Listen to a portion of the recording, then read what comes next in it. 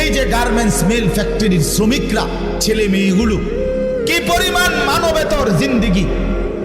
তারা এই 8 ঘন্টা 10 ঘন্টা ওভার টাইম করে ডিউটি শেষ করে ছোট্ট ছোট্ট খুপড়ির মতো কোন রকম জিন্দিগির জীবনটা তারা কষ্ট করে চালায়।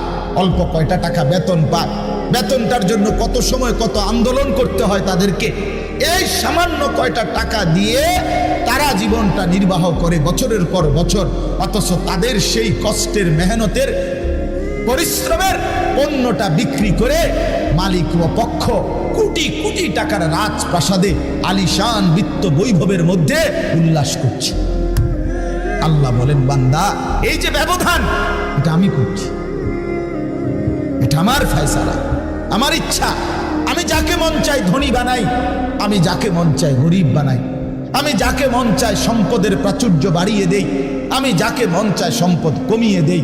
আমার বান্দা, এটা তোমার দুনিয়াবি কোনো শিক্ষা, দুনিয়াবি কোনো যোগ্যতা, শারীরিক কোনো দক্ষতা, তোমার মেধার কোনো বিচক্ষণতা নয়, কসম আল্লাহর নয়। যুবক, প্রতারিত হয়েও না বন্ধু, প্রতারিত হয়েও না।